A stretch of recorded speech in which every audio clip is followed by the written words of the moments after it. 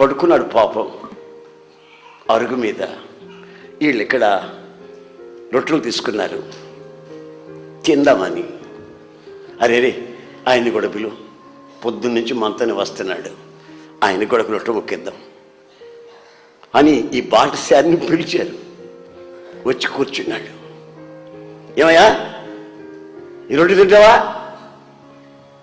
తింటావా అని అడుగుతారండి బాబు. ఎందుకు తిన్న బాబు, ఇవ్వండి. తీసుకున్నాడు. తీసుకున్నవాడు ఆకాశం వైపు కన్నులెత్తి ఈ రొట్టెని ఆశీర్వదించి దాన్ని విరిచి మీరు తినండి అని వాళ్ళకిచ్చాడు. వాళ్ళకిస్తే ఈయనకి పెడితే ఈ రొట్టెను మనకిస్తున్నాడు ఏమిటి? ఆయన ఈయన తినడేమో, మన ఇళ్లలో ఈయన తినడేమో. సరే తిందామని ఆ రొట్టె తీసుకుని వాళ్ళు తినబోతుంటే వాళ్ళ కళ్ళు ఇలా తెరవబడుతున్నాయి. తెరవబడిన వెంటనే అరే మన ప్రభు రాయిరా అన్నారు. అంతలో ప్రభు అంతర్ధానం అయిపోయాడు. మాట్లాడదామంటే లేడు, వెళ్ళిపోయాడు. అరే ఉదయం నుంచి మనతో మాట్లాడుతూనే వస్తున్నాడా నడిచి? ఆయన మాట్లాడినప్పుడు నా గుండెలో మంట పుట్టిందిరా. మరి నాకెందుకు చెప్పలేదురా? ఆమె నాకు కూడా మాట పుట్టింది దేవాయ్. మరి ఇద్దరికి మాట పుట్టింది. గుండె మంట పడుతుందంట యేసయ్య మాట్లాడుతుంటే, లేఖనాలు చెప్తుంటే, మాట్లాడుతుంటే గుండె మంట పడుతుందంట. కానీ కన్నులు తెరవబడలేదు. ఆయన ఇచ్చిన రొట్టెని తింటే, ఆయన విరిచిన రొట్టెని తింటే ఆ వాక్యము ద్వారా వాళ్ళ కళ్ళు అలా తెరవబడిపోయి యేసుక్రీస్తుని గుర్తించగలిగిన స్థితికి వచ్చారు. యేసు ప్రభు అంటాడు, నన్ను భుజించండి.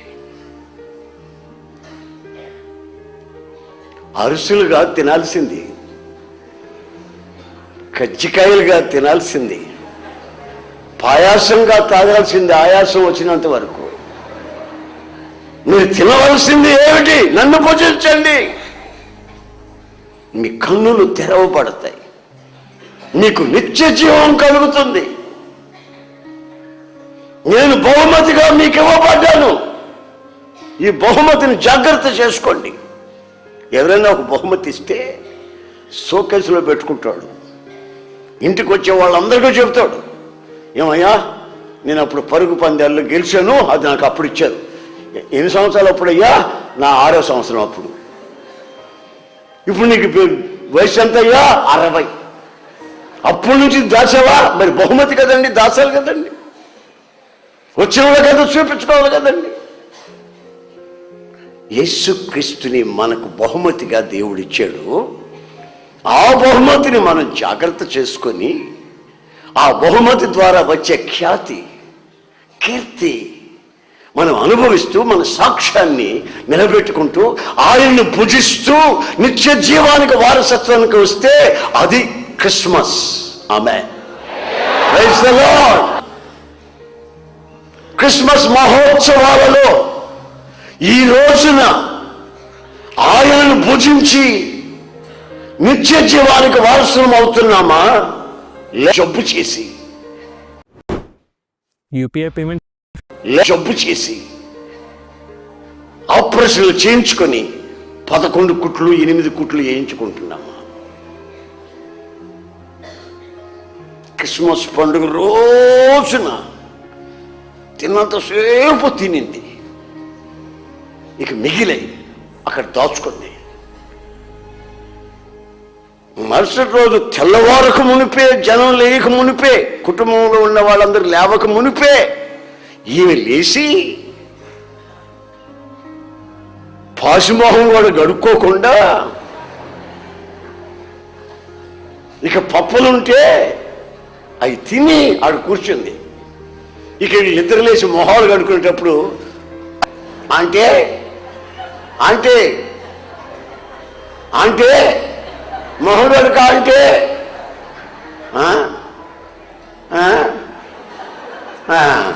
అయిపోయింది, అవుట్. కడుపు పోయి ఈ పాశుభావంతో తినకొళ్ళని తిని తెల్లవారికి ముందు అంత ఆత్రమా, అంత దరిద్రత. అసలు మొహం కడుక్కొని కొంచెం వాళ్ళు లేచారంటే నన్ను తిన్నీళ్ళని లేవక ముందే తినింది. నాకు బాగా గుర్తు, నా జీవితంలో నాకు మొట్టమొదట సూట్ కేసు వచ్చింది ఎక్కడి నుంచి అంటే, ఆమె చచ్చింది కనుక ఆమె సూట్ కేసు నాకు ఇచ్చారు. అంతకుముందు నా బట్టలన్నీ ఉతుక్కొని తలదిండి కింద పెట్టుకొని ఐరన్ చేసుకునేవాడిని, అంటే ఫ్రెష్ చేసుకునేవాడిని. తలదిండి కింద పెట్టి ఫ్రెష్ చేసుకునేవాడిని పేపర్లో చుట్టి. అంతకుముందు పెట్టి కూడా లేదండి. దేవుడి దయ వల్ల ఆమె చచ్చిపోయింది. Praise the Lord. నాకు కబురు వచ్చింది, నేను అక్కడ పోతే కొత్త సూట్ కేసు. వాళ్ళ తమ్ముడు ఎవరో వచ్చి ఆ వారమే కొనిపెట్టిపోయాడంట. దాని మీద దుమ్ము పడకుండా పాత సీర ఒకటి గట్టిపెట్టింది, పాత సీర సూట్ కేసు గట్టిపెట్టింది, దాని మీద దుమ్ము పడకుండా. దేవుడి దయ వల్ల ఆ సూట్ కేసు నాకు దక్కింది. ఆమేన్.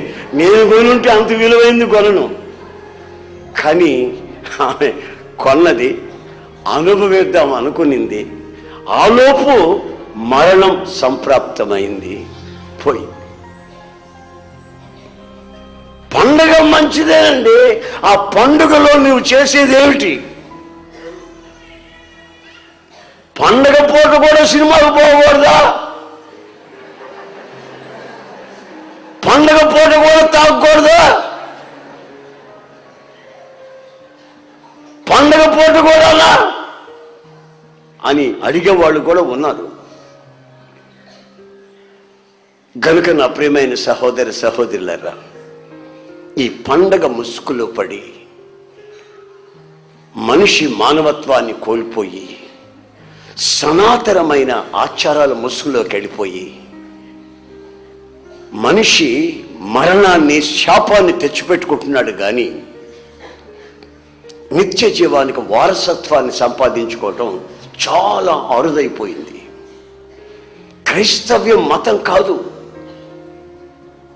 క్రైస్తవ్యం క్రీస్తుని ప్రతిబింబించేది, క్రీస్తుని బహుమతిగా పొందింది. క్రీస్తుని భుజించి జీర్ణించుకోవాల్సిన అక్కర ఉంది. ఆ అక్కర మన జీవితంలో నెరవేర్చబడాలని మనం రాత్రి మగళ్ళు కోరుకోవాలి. దేవునికి స్తోత్రం. Praise the Lord. Hallelujah, hallelujah. హెబ్రీ పత్రిక 5వ అధ్యాయం 7వ వాక్యంలో ఓ మాటని మనం చూస్తాం. ఏంటంటే అదే ముఖ్యం, ఆ మాటే ముఖ్యం. యేసుక్రీస్తు శరీరధారి అయి, నేను మొట్టమొదటి చెప్పిన వాక్యంలో ఏముందంటే, తండ్రి అయిన దేవుడు ఆయనతో ఉన్న వాక్యానికి శరీరాన్ని అమర్చి మనకు బహుమతిగా ఇచ్చాడు. ఈ లోకానికి ఆయన శరీరధారిగా వచ్చాడు, శరీరరీతిగా తిరిగాడు. అప్పుడు ఆయన మనకు నేర్పించింది ఏమిటి? యేసుక్రీస్తు ఈ లోకానికి వచ్చి నేర్పించింది ఏమిటి? ఆయన శరీరధారిగా ఉన్నప్పుడు ఆయన మనకు నేర్పించింది ఏమిటి అంటే, కన్నీళ్లతో ప్రార్థన చేయడం నేర్పించాడు. మహారోదనముతో బిగ్గరగా ప్రార్థన చేయడం నేర్పించాడు. దేవునికి స్తోత్రం. హల్లెలూయా. మౌనముగా ప్రార్థన చేయడం నేర్పించలేదు. తల కిందేసి వెనక పైకెత్తమని లేదు. ఎక్కడికో నేను ఒక దగ్గరికి వెళితే అక్కడ ఉన్నటువంటి 50 మంది తల కిందేశారు, వెనక పైకి ఎత్తున్నారు. ఇట్లా ఇదేమిటి అన్నా? ప్రార్థన అన్నారు. LanDen Club is India's largest peer-to-peer lending platform directly.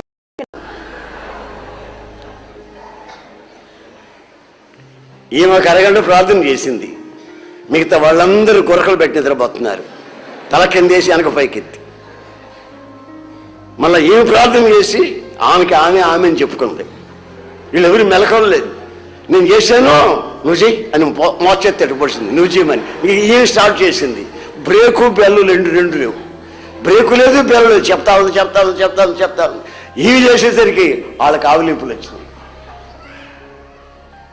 చివరికి వాళ్ళు సాపల మీద కూర్చొని లేస్తే జొల్లు గారుంది. అంటే అర్థం ఏంటంటే వాళ్ళ తల కింద పెట్టి వెనక పైకి ఎత్తేసరికి వాడు సాతాను గాడు కీలు గుర్రాల మీద కూర్చున్నాడు వచ్చి. ఇక ముందుకి వెనక్కి ఊపి అట్లాగే నెలకేసి కొట్టాడు. అయితే యేసు ప్రభు మనకు నేర్పించింది ఏమిటి? ఆమేన్. ఏముంది వాక్యంలో? మహారోదనముతోనూ కన్యలతోనూ ఆయన శరీరరీతిగా ఉన్నప్పుడు, శరీరముతో ఉన్నప్పుడు తను మరణములోంచి విడిపించడానికి ప్రార్థన యాచన చేస్తున్నాడు. ఒక ప్రక్కన ప్రార్థన చేస్తున్నాడు, మరొక ప్రక్కన యాచిస్తున్నాడు. అంటే బ్రతిలాడుకుంటున్నాడు.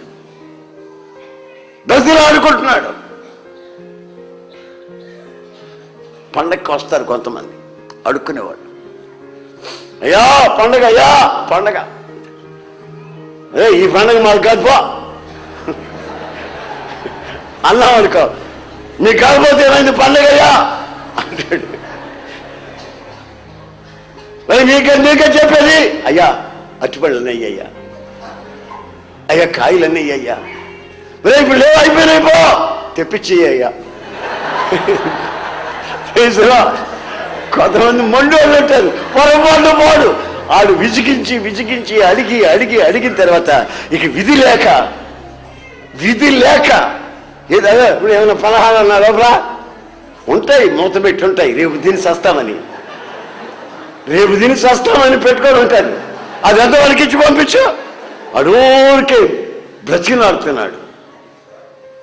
యేసయ్య మనకు నేర్పించింది ఏంటంటే తండ్రి దగ్గర బతిలాడుకోమన్నాడు. ఆమేన్. హల్లెలూయా. బతిలాడుకో. ఒకసారి చెప్పాను ప్రభువా, మర్యాదగా చెప్తున్నా, ఇంకోసారి నేను చెప్పను. ఇంకోసారి అడగదా చేస్తావా చేయకపోతే నేను అన్నం నీళ్ళు లేకుండా దీక్ష పెట్టేస్తా. చేస్తావా చేయవా నీకు డెడ్ లైన్ ఇస్తా. 3వ తారీఖు లోపల చేస్తావా లేదా? మనం ఇవన్నీ నేర్చుకోలేదు. మనం ఇవన్నీ నేర్చుకోలేదు.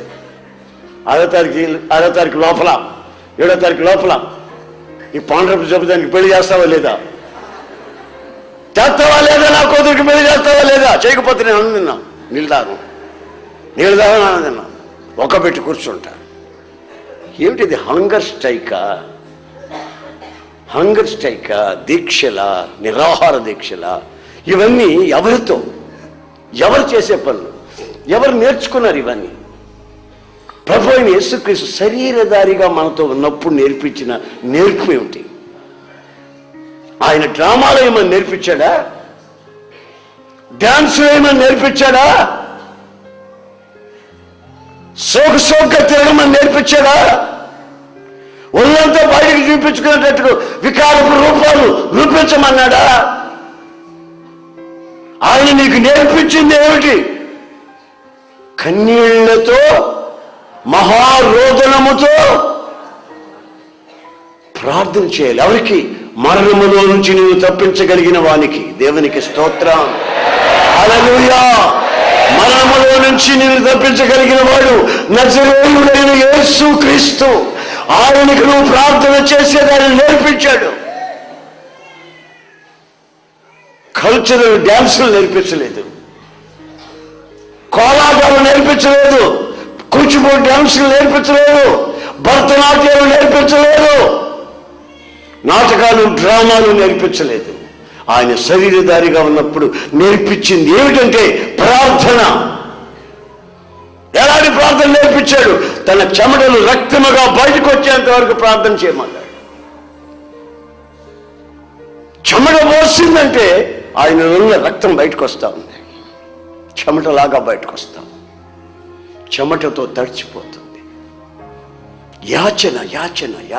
అయ్యా నాకు ఇంకెవరున్నారయ్యా, నీవు తప్ప ఎవరు చేస్తారయ్యా, నేను ఎవరి దగ్గరికి వెళ్ళాలి బాబు, వెళ్ళేదానికి ఎవరున్నారు, ఎవరిని నమ్మను, రక్త సంబంధం నమ్మనా, స్నేహితులను నమ్మనా, ఆత్మీయులని పిలువబడే వాళ్ళని నమ్మనా, ఎవరి దగ్గరికి వెళ్ళాలి, ఎవరి దగ్గరికి వెళ్ళినా అపజయాలే కలుగుతాయి. కానీ నీకు జయాన్ని ప్రసాదించగలిగిన వాడు ఉన్నాడు, ఆయన పేరే నజరేయుడైన యేసు. ఆ యేసయ్య దగ్గరికి ఎప్పుడైతే నీవు వెళతావో అక్కడ నీకు జయం కలుగుతుంది. కారణం నువ్వు యాచించడం ఆయన చూస్తూ ఉంటాడు, యాచించడం, ప్రార్థన చేయడం చూస్తాడు. మనం కాస్త జ్ఞానం గల్లవాళ్ళం అయితే ప్రార్థన మనం చేసాముగా ఇంకా చేయరా అంటారు. అదే తెలుగు చూసి ఇన్నిసార్లు అడిగారు, నేను చేయకుండా ఎలాగుంటానో చేసేద్దాం ఇక అంతే. నీవు యాచించే ఆ జ్ఞానం ఆయన దగ్గర నేర్చుకున్నావా లేదా, నోరు తెరిచి ప్రార్థన చేసేది నేర్చుకున్నావా లేదా. కొంతమంది నోట్లోనే కొనుక్కుంటుంటారు, ప్రార్థన చేయమంటే నోట్లో కొనుక్కుంటారు. పడుకొని ప్రార్థన చేసేవాళ్ళు ఉన్నారు, మహాభక్తులు వీళ్ళు.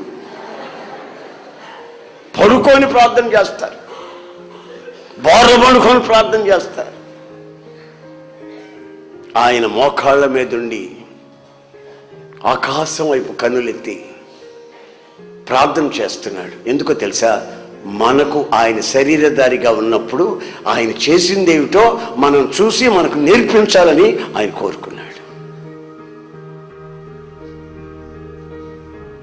ఆయన శరీరధారిగా వచ్చింది మంచిది, పండుగ చేసుకోవడం మంచిదే. కానీ పండుగ ఎలా చేయాలి, ఆ చేసే విధానం ఏమిటి? దేవునికి స్తోత్రం కలుగును గాక. Praise the Lord, praise the Lord, hallelujah, hallelujah. सुन, मुझे फ्लाइट टिकट बुक करना सिखाना। क्यों? कहाँ जाना है? कहीं नहीं, बस सीख रही हूँ। अच्छा, तो पहले यहाँ पर डेस्टिनेशन डालो। हाँ, अब यहाँ डेट और यहाँ नीचे नाम डाल दो, बस। హల్లెలూయా, హల్లెలూయా. ఒకసారి శిష్యులందరూ కలిసి గడగడగడలు అడిగిపోతూ వణికిపోతూ తలుపులు వేసుకున్నారు. ఎందుకో తెలుసా, పచ్చని చెట్టుకే ఆగతి పట్టిందే, సెలవులో వేసేసారే పచ్చని చెట్టుని. మనం ఎడిపోయినాం, మన బతుకేమిటి బాబు, వాళ్ళు ఎవరైనా చూశారంటే మన కాళ్ళు ఎరగొట్టేస్తారు, ఈ సెలవులో వేలాడినాక వంచరు, తీసుకెళ్ళి తగలబెడతారు మనల్ని. గడగడలు ఆడిపోతూ భయపడిపోతూ ఓ మేడ గదిలోకి వెళ్ళిపోయి అలాగా భయపడుతున్నారు, మునిగిపోతున్నారు. సడన్ గా యేసు ప్రభు అక్కడికి వచ్చాడు. భూతం, ఇదిగో దయ్యం, ఇదిగో భూతం అన్నారు. అప్పుడు యేసు ప్రభు ఏమన్నా తెలుసా, ఇదిగో నేనే మీ బోధకుడిని, నేను భూతాన్ని కాదు, దయ్యాన్ని కాదు. కావాలంటే దగ్గరికి రండి, నా శరీరాన్ని ముట్టుకొని చూడండి. ఎస్, దయ్యానికి శరీరం ఉండదు, ఎముకలు ఉండవు. నేను మీ ప్రభువుని, నాకు ఒక శరీరం అమర్చబడి ఉంది. ఈ మృతతుల్యమైన శరీరం మహిమను ధరించుకుంది. వచ్చి మీరు వేలు పెట్టి చూడండి, మీకు కనబడుతుంది, మీరు టచ్ చేయగలరు, మీరు చూడగలరు, మీరు పట్టుకొని చూడగలరు. నా గాయాలలో వేలు పెట్టి చూడు, నా ప్రక్కలో పొడవబడింది, వేలు పెట్టి చూడు. నేను దయ్యాన్ని పోతాను అనుకున్నారా? నేను రాతి విగ్రహం అనుకున్నారా? ఆర్టిస్టులు వేసినటువంటి ఫోటో అనుకున్నారా? నేనే. మీకు సమాధానం కలుగును గాక. నా చేతులు చూడండి. నాకు ఒకటి గుర్తొచ్చింది, ఆ వాక్యం చదువుతుంటే నా చేతులు చూడండి ఆయన అన్నాడు కదా. నాకు గుర్తొచ్చింది, నేను దీంట్లో కనబడుతున్నాను లేదని ఆ చేతులను చూద్దాం అనిపించింది. ఆయన ఈ సంవత్సరం మనకి ఇచ్చిన వాగ్దానం అది. ఏమని ఏమని మీరు నా చేతిలో ఉన్నారు. మిమ్మల్ని ఏలు పెట్టి చూడటం ఎందుకు? ఆయన చేతిలోనే ఉంటే. ఆమె ఆయనకు ఒక శరీరం అమర్చబడింది. ఎందుకో తెలుసా? మనల్ని ఆయన చేతిలో పట్టుకున్నానికి, ఆయన చేతుల్లో పట్టుకున్నానికండి. ఆయన్ని ముట్టుకొని చూసిన నేను చెప్తున్నాను ఈ సంగతి. ఆయన మాట్లాడుతుంటే ఆ మాటలు విన్న నేను చెప్తున్నాను ఈ సంగతి. ఆయన్ని కళ్ళారా చూసిన నేను చెప్తున్నాను ఈ సంగతి. ఆయన చేతుల్లో మనం ఉన్నాం. ఆయన అంటాడు వాళ్ళని అక్కడ వాళ్ళని కలవరాలు పడుతున్న వాళ్ళు అంటాడు, వచ్చి ఏలు పెట్టి చూడండి, పక్కలో చూడండి. మరొక దైవజనుడు ఏమని రాశాడు తెలుసా? అయ్యా, నీ శరీరం అనే తెరని చీల్చి పారేశావు. మాకు జీవమును నూతనమైనటువంటి ఒక మార్గాన్ని నువ్వు సిద్ధపరిచావు. పరిశుద్ధ స్థలానికి, మహాపరిశుద్ధమైన స్థలానికి మధ్యలో ఉన్న తెరని, నీ శరీరం అనే తెరని చీల్చావు. ఇప్పుడు ఈ తెర ఉంది, ఇక్కడ తెర ఉంది. ఈ తెరని నేను చీల్చాలంటే కింద నుంచి పైకి చీల్చాలి ఇట్లా. అయితే బైబిల్లో రాసింది, యేసుక్రీస్తు శరీరం అట, దేవుని ఆలయం యొక్క శరీరం అట, పైనుంచి కిందకి చీల్చబడిందంట. దేవునికి స్తోత్రం. పరలోకము నుంచి చీల్చబడింది. హల్లెలూయా. ఆయన శరీరం ఎప్పుడైతే చేర్చబడిందో మనలాంటి వాళ్ళకి ధైర్యముగా లోపలకు పోయే ఆ ధైర్యాన్ని ప్రసాదించాడు దేవుడు. ఆయన శరీరం నలగొట్టబడకపోతే, ఆయనకి శరీరం అంటూ ఒకటి లేకపోతే, ఆయన శరీరం నలగొట్టబడకపోతే, ఆ శరీరం చేర్చబడకపోతే, ఆ శరీరంలో గాయాలు లేకపోతే మనకు మహాపరిశుద్ధమైన స్థలంలోకి ప్రవేశించే ధైర్యం లేదు. నేను ముందు వెళుతున్నాను, మీరు నన్ను వెంపడించండి, నాతో రండి అన్నాడు. ఆయన ముందు వెళ్ళిపోయాడు, మనం ఆయన వెంట వెళ్ళాలి ఇప్పుడు. ఆమేన్. Praise the Lord. అడ్డుగా ఉన్న తెరని ఆయన ఆకాశం నుంచి భూమి వరకు చీల్చి పారేశాడు. ఆయన శరీరం అనే తెర చీల్చబడింది. ఆయన ఎముకల్లో ఒకటి కూడా విరగలేదు. దేవునికి స్తోత్రం కలుగునుగాక. ఆమేన్. ఆయన ఎముకలు విరగొట్టబడలేదు, శరీరమే చీల్చబడిపోయింది.